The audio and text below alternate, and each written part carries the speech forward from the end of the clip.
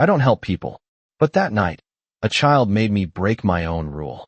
The city was quiet at 1 a.m., the kind of silence money can't buy but power can control, and I was standing alone in my penthouse, looking down at streets that moved only when I allowed them to, a glass of bourbon untouched in my hand, the skyline glowing like it belonged to me, because in many ways, it did.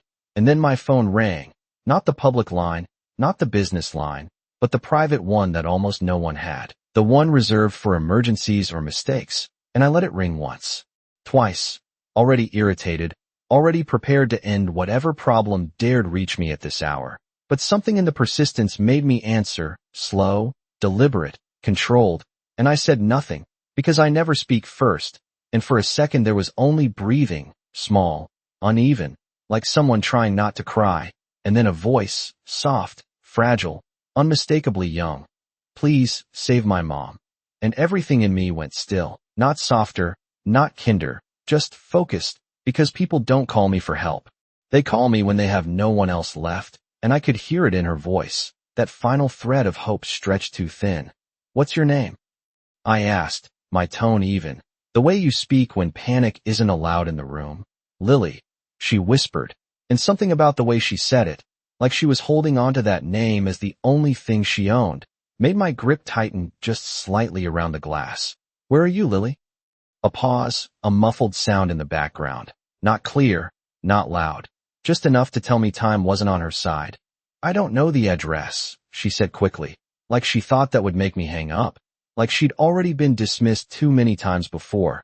But there's a blue door, and the hallway light flickers, and my mom won't wake up. Her voice cracked on the last word, and I closed my eyes for half a second, not from emotion, but from calculation, already signaling with one hand. For my security team to move, already tracing the call through systems that worked faster than most people could think. Stay on the line.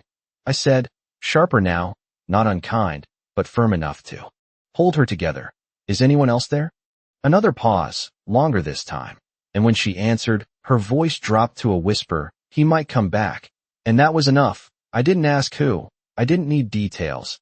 I had what I needed, location locked in, for blocks east of the river, older building, low surveillance. I moved, setting the glass down without a sound, grabbing my coat as the elevator doors opened before I even reached them, my men already in position, already waiting, because when I move, the city moves with me, but the phone stayed pressed to my ear, because she was still there, still breathing, still waiting.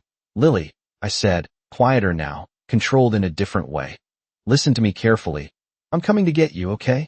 Silence. Then a small, fragile, okay, like she wasn't sure she was allowed to believe me. And something shifted, not in the city, not in the night, but somewhere I hadn't visited in a long time. Lock the door if you can, I added, stepping into the elevator as it began its descent, the numbers dropping fast. And stay with your mom. I am, she said. And I could hear it now, the way she stayed strong not for herself, but for someone else. And as the doors opened to the underground garage, engines already running, headlights cutting through the dark, I realized this wasn't about a call, or a favor, or even a problem to fix. This was something else entirely, something that had already crossed a line the moment she dialed my number instead of anyone else's. And as I got into the car, the city stretching out ahead of me like a promise waiting to be broken, I said the one thing I don't say lightly, you're safe now. Even though I hadn't reached her yet, even though nothing was guaranteed, because for the first time in a long time, I intended to make it true. I have been in hundreds of cars like this, engines quiet but ready, men waiting for my word like it is oxygen.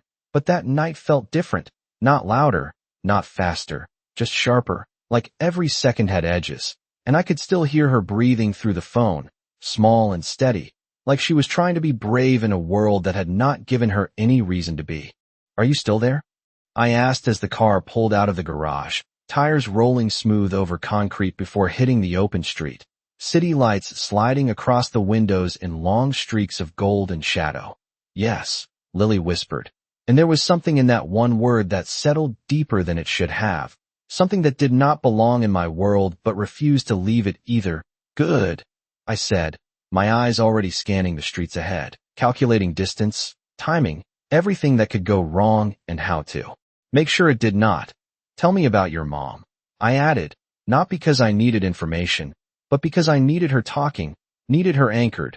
Her name is Emily, she said, a little stronger now, like saying it made it real. She told me, if anything bad happens, I should hide. But I did not hide. Her voice shook on the last part, and I could hear the guilt in it, the kind that does not belong to a child. You did exactly what you were supposed to do. I replied, my tone firm enough to hold her together. You called me. And for a second there was silence, not empty, but full, like she was processing something she did not fully understand. I found your number, she said quietly, on a card in my mom's drawer. And that made my gaze shift, just slightly, something cold and precise settling in behind my eyes, because I do not hand out my number, not to strangers, not to anyone who does not already know what it means to have it. What did the card look like? I asked, already knowing the answer mattered. Black, she said, with your name on it. Alexander Kane. And there it was, the line that connected us before this moment, before this call, before this night. A thread I had not pulled yet, but could already feel tightening. I see. I murmured, more to myself than to her, as the car turned sharply onto a narrower street. Older buildings rising on both sides, their windows dark, their stories hidden behind thin walls. Lily, listen to me. I said again, my voice lowering, steady, controlled. I am 2 minutes away. I could hear her. Breathing change, faster now, hope mixing with fear. Okay, she whispered, and then, softer. She is not waking up, and that was. The moment everything narrowed, the city, the night, the distance, all of it collapsing into one single point I had to reach. Stay with her, I said, already opening the car door before it fully stopped, my men moving ahead of me, clearing the path without needing to be told twice. I am coming upstairs. The door is locked, she added quickly, like she was trying to help, like she needed to do something. Good, I said, stepping into the building, the air inside cooler, heavier, carrying the faint hum of old lights and distant footsteps. Do not open it for anyone except me. How will I know it is you? She asked, and for the first time that night, I allowed something close to a promise into my voice, something I do not give lightly. Because I will say your name, I answered, already climbing the stairs, each step measured, precise, the flicker of a hallway light above casting shadows that moved like they had something to hide. Lily, I said again, quieter now. I am right here. And as I reached the second floor, the blue door coming into view exactly where she described it, I realized this was no longer just a call I had answered. This was a line I had crossed, one that would not let me go back to who I was before, and I knocked once, controlled, deliberate, and said her name. I heard the lock shift before I saw her, a small metallic click followed by silence so complete it felt like the building itself was holding its breath. And then the door opened just a few inches, enough for one eye to peek through, wide, searching, trying to decide if I was real or just another mistake. Lily, I said again, softer this time. And that was all it took. The door swung open and she stood there, smaller than I expected. Maybe 6, maybe 7, wearing an oversized sweatshirt that slipped off one shoulder. Her hair slightly tangled like she had been running her hands through it too many times. And for a second she just stared at me, like she was matching the voice on the phone to the man in front of her. And I let her. I did not rush, did not move, because fear like that needs space. And then she stepped back, just one step. But it was enough, an invitation, and I crossed the threshold into her world, the hallway behind me fading into shadow as the door closed with a soft click. Inside the apartment the air felt different, warmer but heavy, like something had been holding it down for too long. The faint hum of an old refrigerator somewhere in the background, a lamp flickering in the corner casting uneven light across worn furniture. And then I saw her, Emily Carter, lying on the couch, still, too still, one arm resting awkwardly at her side, her breathing shallow but there, steady enough to tell me we were not too late. And I felt Lily move closer to me, not touching, just near, like she had decided I was something solid enough to stand beside.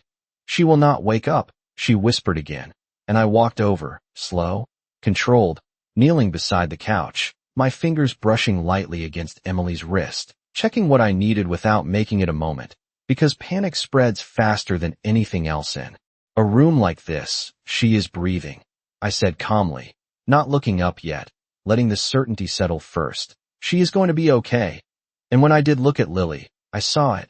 The shift, small but real, the way her shoulders dropped just a fraction, like she had been carrying something too heavy and finally set it down. Are you sure? She asked, and there was no challenge in her voice, just hope she was almost afraid to believe. I am sure, I answered, and I do not lie about things like that. Not to anyone, especially not to her. Behind me I could hear the quiet movement of my men, already checking the space, already making sure nothing else would interrupt this moment. But I did not turn, did not break focus, because right now this room was not mine to control, it was hers, and I needed her to feel that. You did the right thing, I added, my voice lower now, steady in a different way. You stayed with her. You called me. That is why I am here. And she nodded slowly, like she was replaying every second in her head, making sure she had not done anything wrong. I was scared, she admitted, barely above a whisper, and I could see the weight of it in her eyes. The way it had settled there long before I arrived. You were supposed to be, I said, and for a moment that surprised her, because people always tell children not to be afraid, like fear is something you can just turn off, but you did not let it stop you. I continued, and that mattered more than anything else. The room grew quieter then, not empty, but safe, the kind of quiet that feels earned, and as I stood, looking down at both of them, I became aware of something I had not expected, not a threat, not a problem, but a connection that had already formed before I even opened that door, something tied to that black card, to that name she had found in a drawer, to a past I had not revisited in years, and as I signaled for medical help to come up, my eyes returned to Emily for a brief second longer than necessary, something about her face pulling at a memory just out of reach, and I realized this was not the end of the night, not even close. This was the beginning of something I had not planned for, something that had already chosen me the moment Lily said my name. The sirens did not come screaming. They arrived quiet, controlled, like everything else in my world. Two men in clean jackets stepping into the apartment with practiced calm, their movements efficient but careful, and I stepped aside just enough to let them work without ever fully leaving the room. Because I do not leave situations unfinished, not when I am the one who stepped into them. Not when a child is still watching me like I am the only thing standing between order and chaos. She is going to be okay, right? Lily asked again, closer this time, her small hand brushing lightly against the sleeve of my coat like she needed something real to hold on to. And I glanced down at her, noticing how her fingers trembled even though she was trying to stand still. Yes, I said, steady, certain, and I let my hand rest briefly on her shoulder. Not a gesture I give often, but one that mattered here. They are going to take care of her, and she nodded, watching every move the men made, her eyes tracking the quiet efficiency as they checked Emily's breathing, adjusted her position, spoke in low voices that did not carry fear, only control, and for the first time since I arrived, the room began to feel like it was moving forward instead of holding its breath. I stepped back toward the hallway for a moment, just enough distance to make a call, my voice low, precise, giving instructions that would not be questioned. A private facility, no records tied to her name, no unnecessary attention. Everything handled the way I handle things, clean, contained, and when I returned, Lily was still there, exactly where I left her, as if she had decided that moving might break whatever fragile safety had formed. Are they taking her away? She asked, her voice quieter now, not panicked, just uncertain. They are taking her somewhere safe. I corrected gently, and I saw the way she processed that, the difference between leaving and being protected, and she nodded again, slower this time. Can I go with her? And that question carried more weight than anything else. She had said, because it was not about logistics, it was about trust, about whether I would separate her from the only person she had. You are not leaving her, I said, meeting her eyes directly. You are going with her.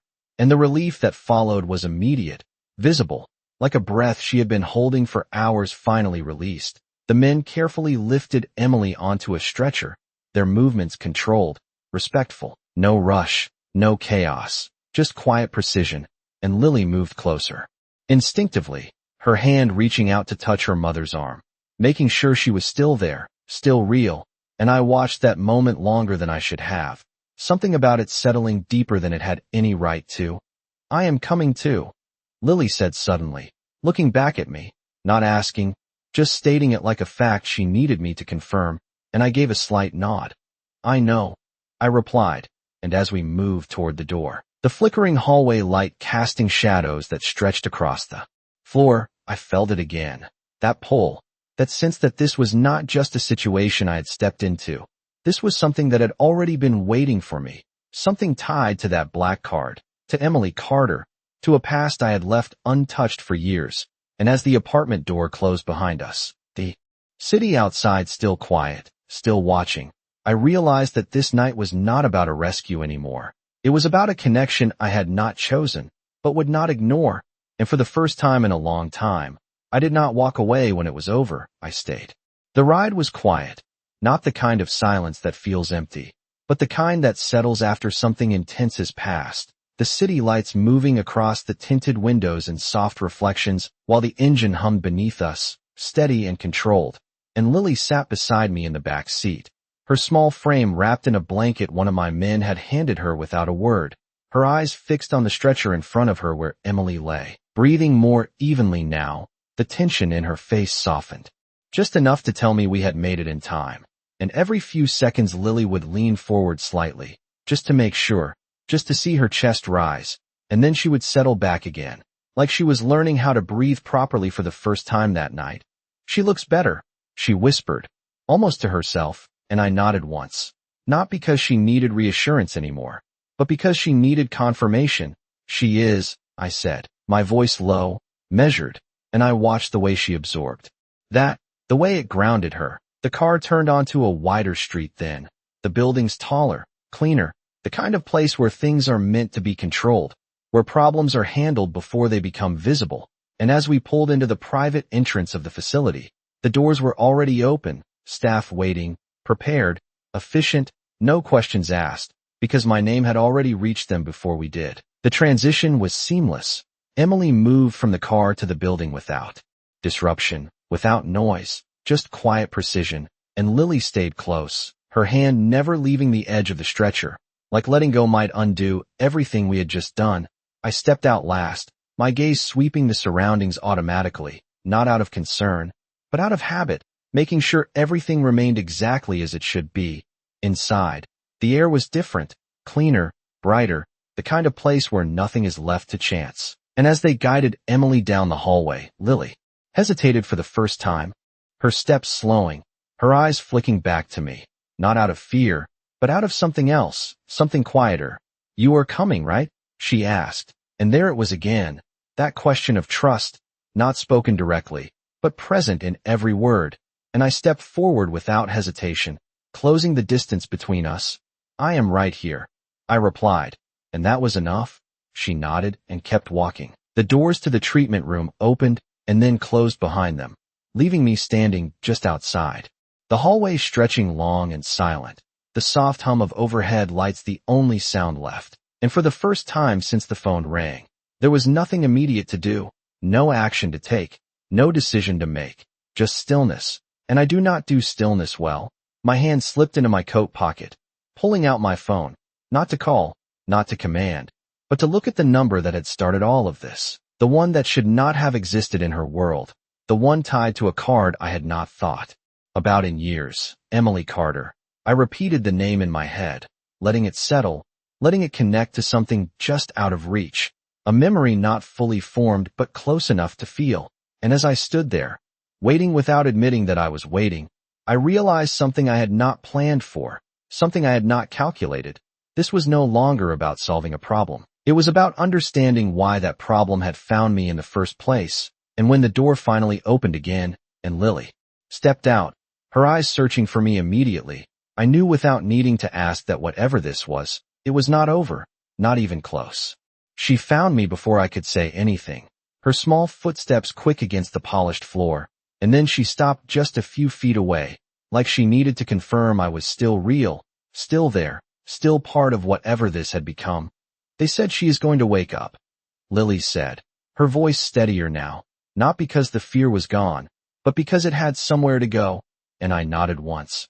watching the way relief softened her face, the way her shoulders finally lowered as if she had been carrying something too heavy for someone her size. Good, I replied, and for a moment we just stood there, the hallway quiet again, but different this time, not tense, not waiting, just calm, and she looked at me in a way I recognized, not as a stranger, not even as a rescuer, but as something in between, something she had already decided to trust before she fully understood why. They are letting me see her soon, she added, her hands clutching the edge of the blanket wrapped around her. I told them you are staying. And there was no question in her voice, just certainty, and that made something in my chest tighten in a way I was not used to, because people do not decide things for me. Not like that. Not without asking, and yet I did not correct her, did not explain, did not step back. I am here, I said instead, and she accepted that immediately, like it was the only answer she needed. A nurse stepped out then, offering a small nod in my direction before kneeling slightly to Lily's level, speaking in a soft, careful tone about her mother. Resting, about things being stable, about everything moving in the right direction. And Lily listened, really listened, her eyes focused, her body still, absorbing every word like it mattered, because it did. When the nurse finished, Lily glanced at me again, just for a second, and then followed her down the hall, disappearing behind another door, and I was left standing there again, alone but not disconnected. The quiet stretching around me as I reached into my pocket once more, pulling out my phone, not to call, not yet, but to look at the name again, Emily Carter, and this time it landed differently. Not just a name, not just a coincidence, but something tied to a memory I could almost touch, a night years ago, a deal that had gone wrong, a situation that had required discretion, and a woman who had been there, not involved, not part of it, just present. Someone who had seen more than she should have, but said nothing. Someone who had been given a way out, a quiet exit, and a card. My card. Insurance in case the past ever came looking for her again, and now it had, or something close enough to it that the line between then and now no longer mattered. I exhaled slowly. The realization settling in with a clarity I did not ignore. This was not random. This was not chance. This was a thread that had been left unfinished, and tonight it had been pulled. I lifted my phone and made the call, my voice low, precise, giving instructions that extended beyond protection now. I wanted everything, background, connections, anything that explained how her life had led to that apartment, to that call, to her daughter finding my name in a drawer at 1 a.m, and as I ended the call, slipping the phone back into my pocket, I understood something I had not planned for. I was no longer just involved. I was invested, not in the way people expect, not emotional, not impulsive, but deliberate, focused, because when something connects to me, it does not stay unresolved. And as the door down the hall opened again and Lily stepped out, her eyes finding me instantly, I realized she had already decided that I was part of her world now, and whether I wanted it or not, I had already stepped into it. She did not run this time. She walked, slower, more certain, like each step was no longer driven by fear, but by something steadier. And when she reached me, she did not stop a few feet away like before. She stood right beside me, close enough that her shoulder lightly brushed against my arm, as if that distance no longer felt necessary. She opened her eyes, Lily said, and there was something different in her voice now, not just relief, but wonder, like she had witnessed something fragile return to her, and I looked down at her for a moment, taking in the shift, the way her posture had changed, the way her breathing had evened out. That is good, I replied, and I meant it in a way I had not expected to. She nodded quickly, then looked toward the door she had just come through. She asked about me first, she added, her fingers tightening slightly around the blanket. I told her you were here. And there it was again, that quiet certainty, that way she placed me into her world. Without hesitation, without permission, like it was already decided, and before I could respond, the door opened again, slower this time, and a nurse stepped out, her expression soft but knowing. She is asking for you, she said, looking directly at me. Not Lily, not anyone else, just me. And for a second I did not move, not because I was unsure, but because I understood what that meant. This was no longer just about a call, or a rescue, or even a connection to the past. This was a choice.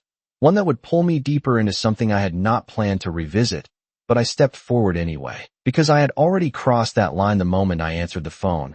The room inside was quiet, brighter than the apartment, but still carrying that same sense of something fragile settling back into place. Emily lay against white sheets now, her eyes open, clearer than before, but still tired, and when she saw me, there was a pause, not confusion, not fear, something else, something like recognition that had not fully formed yet, and I stopped a few feet from the bed, giving her space, because whatever this was, it needed to come to her, not be forced. You came, she said, her voice soft, slightly unsteady but present, and there was no question in it, just confirmation, and I inclined my head slightly. Your daughter called. I replied, my tone even, controlled, but I could feel Lily step closer beside me, like she needed to hear this part too. Emily's gaze shifted briefly to her, a faint smile touching her lips before returning to me. I told her to use that card only if there was no one else, she said quietly, and that pulled something sharper into focus, that memory I had been circling, now closer, clearer. There was no one else, Lily whispered, almost defensively, and Emily reached for her hand, squeezing it gently. You did exactly what I asked you to do, she reassured her, and then her eyes found mine again, studying me now, not as a stranger, but as someone tied to a moment she had not forgotten.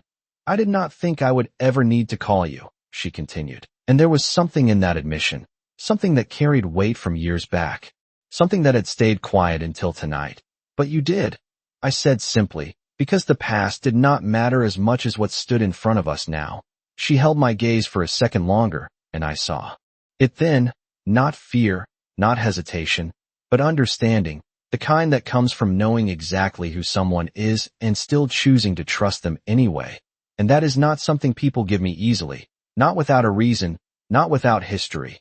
Thank you, she said finally, and the words were quiet, but they carried more than most people understand, and I did not respond right away, not because I did not hear her, but because something about this moment felt different, heavier in a way that did not belong to my world. And as Lily leaned slightly against my side, still holding her mother's hand, I realized that whatever this was, whatever had started years ago and led to tonight, it was no longer something I could walk away from. Not now. Not after she had looked at me like that. Not after her daughter had called my name like it was the only answer she had left. The room did not feel the same anymore. Not after that moment. Not after the way she looked at me like she already knew something I had not said out loud. And I stayed where I was. Not too close. Not too far. Watching the quiet exchange between them. The way Lily held onto her mother's hand like it anchored her to something real, something stable, and Emily's fingers tightened gently in response. A silent reassurance that she was still there, still present, still fighting her way back into this world. And for a second I let myself stand outside of it, observing, the way I always do, detached, controlled. But it did not last, because this was not something I could just watch and walk away from. Not anymore. Emily shifted slightly against the pillows, her eyes returning to me with more focus now, more awareness, like she had gathered enough strength to face what this moment actually meant. You remember me, she said, not as a question, but as a statement waiting to be confirmed, and I held her gaze for a second longer before answering. I remember enough, I said, because the details were still forming, but the feeling, the recognition, that was already there. She gave a small nod, like that was all she needed, like the rest could come later. You gave me that card, she continued, her voice steadier now. You said if anything ever felt wrong, I should call. And there it was, clearer now, that night years ago. A situation that had required silence, discretion, a witness who had chosen not to become a problem, and I had made sure she would never have to be one. I keep my word, I replied simply, because that had never changed. Not then, not now. Lily looked between us, her eyes moving back and forth like she was trying to understand a story that had started long before she was part of it. You knew him before? She asked, quietly, and Emily glanced down at her, then back at me, a flicker of something passing between us that did not need to be explained out loud. A long time ago, she answered gently, and Lily accepted that, because children do not need all the details, they just need to know the people in front of them are not strangers. The room settled again after that, But it was a different kind of stillness now, one filled with something unspoken, something that connected the past to the present in a way that could not be ignored. I moved slightly, adjusting my position, not to leave, but to stand in a way that made it clear I was not temporary, not just passing through. You are not going back to that apartment, I said, my tone calm, not forceful, but absolute. And Emily did not argue, did not question. She simply held my gaze, reading the meaning behind the words, understanding what they carried. I figured as much, she replied softly, and there was no resistance in her voice, just acceptance, like she had already reached that conclusion before I said it. You and Lily will stay somewhere secure. I continued, because protection is not just about the moment. It is about everything that comes after, and she nodded again, slower this time, thoughtful, processing what that would mean, what it would change, for how long, she asked, and that was the question, the one that mattered, the one that would define everything that followed, and I did not answer right away, because the truth was not something I could measure in hours or days, not when this was no longer just about safety, but about something deeper, something that had already taken shape the moment her daughter called my name. As long as it takes, I said. Finally, and the words settled into the room with a weight that could not be ignored. Lily looked up at me then, her expression softer now, no fear left, just quiet trust, and she stepped closer without thinking, her small hand reaching for mine, not hesitating, not asking, just holding on like it was the most natural thing in the world, and for the first time in a long time, I did not pull away, I let it happen, because some things, once they begin, are not meant to be undone. Morning came slowly, not with noise or urgency, but with light slipping through the tall windows and soft lines that stretched across the room, quiet and steady, like the world had decided to move forward without asking anyone's permission, and I had not left. Not once. Not even when the night ended and the city outside shifted into something brighter, because this was no longer about time. It was about presence, and I stood near the window, watching the reflection of a man I recognized, but did not fully feel connected to anymore. Not after everything that had happened between 1 in the morning and now. Behind me, I could hear the faint rustle of sheets, the soft movement of someone waking fully, and I turned slightly, not rushed, just aware. Emily was sitting up a little more now, supported by pillows, her eyes clearer, more grounded, and Lily was curled beside her, half asleep, but still holding onto her mother's hand like it was the only thing she trusted not to disappear, and for a moment I just watched them, the simplicity of it, the quiet, the absence of fear that had filled the space hours before. You stayed, Emily said softly, her voice carrying that same steadiness she had found the night before, and I met her gaze, giving a slight nod. I said I would. I replied, because that was the only explanation I needed. She studied me for a second longer, not questioning, just understanding, like she had already accepted what that meant, what it implied. People like you do not usually stay, she added, not accusing, not surprised, just stating something she had learned long before this moment. And I did not answer right away, because she was not wrong. I do not stay, I solve, I fix, I leave. That is how my world works, clean, efficient, without attachment. But this was different, and we both knew it. Lily shifted slightly then, her eyes opening slowly, adjusting to the light. And the first thing she did was look for me, not her surroundings, not the room, me. And when she found me still there, she smiled, small but certain, like it confirmed something important. You did not go, she said, her voice still thick with sleep. And I shook my head once. No. I answered, and that was enough for her. She settled back against her mother, completely at ease in a way that told me everything I needed to know. The door opened quietly then, a nurse stepping in with updates, routine, controlled, everything progressing exactly as it should, but I was no longer focused on the process. I was focused on the outcome, on what came next, on what this meant beyond this room, beyond this morning. Emily followed my gaze for a moment, then looked back at me. What happens now? She asked, and that question carried more than logistics. It carried the weight of everything that had led us here, the past, the present, the unknown space in between, and I stepped closer, not enough to crowd her, just enough to make it clear I was part of the answer, not separate from it. Now, I said, my voice low, steady, leaving no room for uncertainty. You and Lily do not have to wonder who to call anymore. She held my gaze, searching for something. Not doubt, not hesitation, just confirmation, and I gave it to her without looking away. You called me once, I continued, the words simple but carrying everything behind them. That means you are under my protection now. The room fell quiet after that. Not tense, not uncertain, just still, like everything had settled into place, and Lily's small hand reached for mine again, without hesitation, without fear, like it had already decided where it belonged. And this time I did not just let it happen. I closed my fingers around hers, firm, certain, because some decisions, once made, are not meant to be undone. And as the light filled the room completely, I understood something I had not expected when the phone first rang. I did not just answer a call that night. I answered a responsibility, one I would not walk away from. Not now, not ever.